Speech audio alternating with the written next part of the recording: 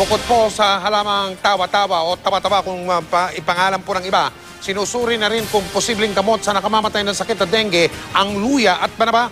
Pero babala mga kapuso, mahalaga po na magpa-doktor kapag tinamaan ng dengue. Nakatutok si Julio Segovia.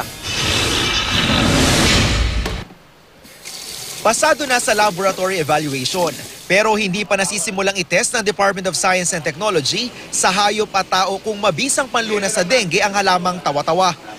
Kaya maging ang DOST, ayaw pa itong irekomendang pangontra sa dengue. Pero bukod sa tawa-tawa, ilan pang halaman kabilang ang luya at banaba ang sinusuri ng DOST na posibleng maging gamot sa dengue.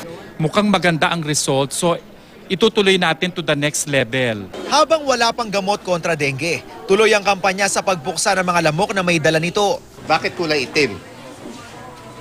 Kulay itim dahil gusto natin mag-attract ng lamok.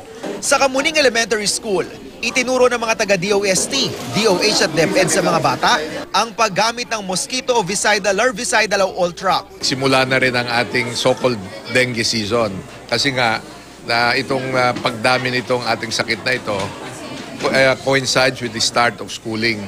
And karamihan nito nga, unfortunately, ay mga bata. Dahil mas mahina raw ang resistensya at mabilis pagpawisan, mga bata ang karaniwang kinakagat ng lamok, kaya sila rin daw ang madalas tamaan ng sakit na dengue. Sa record ng DOH, mahigit 43% sa lampas 42,000 na dengue cases sa bansa mula nitong January hanggang June 8, mga batang nasa edad 1 hanggang 10. Bakit? Sa eskwelahan. Kasi maraming bata.